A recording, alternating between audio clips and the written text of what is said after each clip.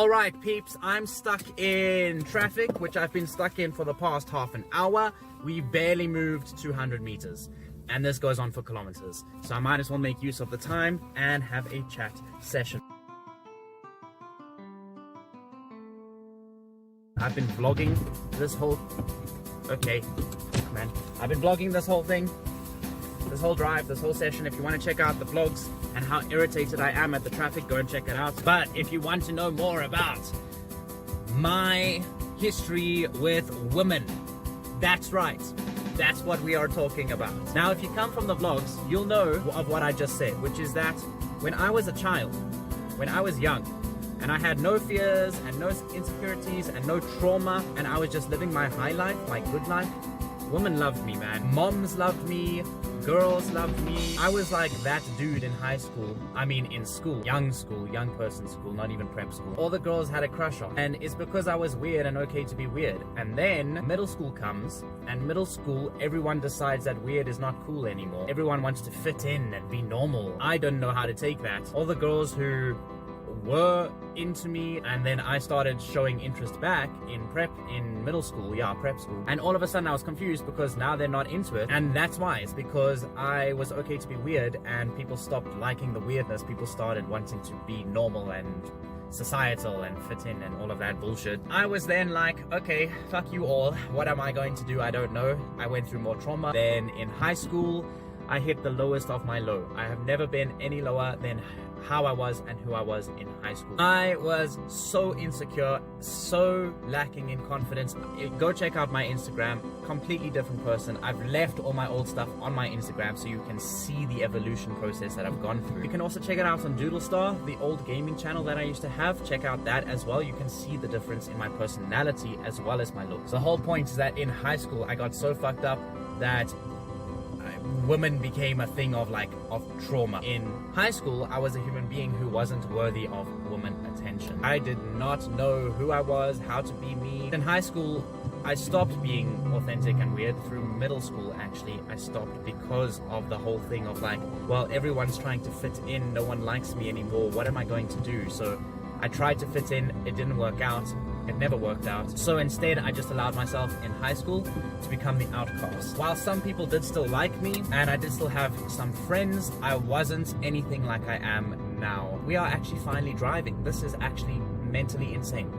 When I started becoming myself, and I started becoming confident in who I am, women started taking notice. It started with me getting looks. You know, through my life I've gotten looks, but it was always something that I was insecure about. Looks matter and looks are important, blah blah blah blah blah blah. The only way you can get with someone is have looks and all of this gibberish. As a result, I always wanted to be looked at, specifically, obviously, by chicks. Then as I started evolving, that started happening, and as it was happening, I learned to let go of that insecurity. Not necessarily because it was happening. It wasn't because it was happening that I was letting go of it, of that need. It was the fact that it was happening was helping me identify that it doesn't matter. And that was helping me get rid of the insecurity. Now I get looks everywhere, and I'm like, hey, I really appreciate that. I love it. I don't want it to stop. I don't think anybody would want it to stop. But it does get awkward. Back when I was going through my insecurity phases, because I go through phases like this. But now I'm at an all-time high where even my low phases are pretty high. Yup, the cops, haha, cops, you. And now we're driving. These tosses, man. Whatever I was just talking about, I don't remember my train of thought, so I'm letting it go, and I'm moving on to the actual topic at hand. My insecurities made me full of self-doubt. Doubt is still something that I am dealing with now. I'm just dealing with it in a lot of different ways. Back then, I was dealing with doubt in terms of women. The more I worked on myself, the more confident I became, the more attractive I became, the more I loved myself and how I look and how I act and who I am, the easier it got with women. But those insecurities still hinder me. Those worries and that doubt still sits there at the back of my mind. And this is the problem. I love women, but it takes time for both of us to get used to each other. Because I am fucking awkward. At the beginning of interactions with pretty women, I am so freaking awkward. If you can get through my awkwardness, you're gonna love me, man.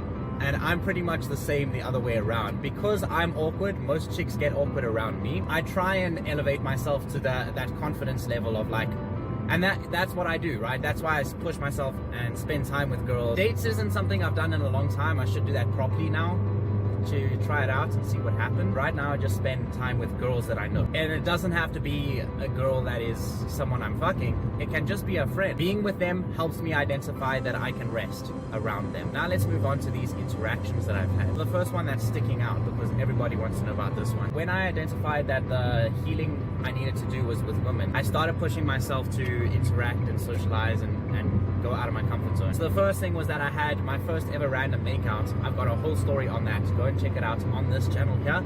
Go and check that video out because you're gonna love it. I've got another story which is it's actually not a story, it's kind of bits and pieces of its own thing, because I have had a lot of interactions with girls. I mean, just the other day there was that one in the park where I was filming like an art project of walking in the park, and I just said hi to this girl, and she came up to me so wide-eyed and interactable, and I was going through a phase of dealing with stuff in my head, so I didn't reciprocate her energy and she got awkward. And that's exactly what I mean, is even to this day I still have awkward interactions with girls, but with people in general. That's the way it is. You can't have a good interaction every single time. That's not how it is. If someone's going through a bad thing, or they have an energy that you can't get past, that literally is what it is. Okay, cool, I had the interaction, thank you, bye bye. So that was that one with this chick. That was the most recent one. But then there was this other one, and I'm sorry if somehow you find this stuff I'm sorry about it. Like, you look freaking cool, dude. It's just that though it's the way the news goes. Then there was this other one which I mentioned on the vlogs channel, which is probably going to bring people to this video. Me and some friends went to a bar. Actually, now that I'm saying it, I've got a few stories of this, so let's tell this story now. In fact, so that, I guess, can just be its own chat session about me and my history with security and women in my insecurities and insecurities. So there you go. Now check out the next video that is all about the story time. Now I'm almost at the office, so I'll tell it another time, but it's basically the time that a chick bumped herself up against the table for me, and she was so fucking hot, dude. And I was just too shy. I'm going to tell the story on the Storytime channel, so go ahead and check it out.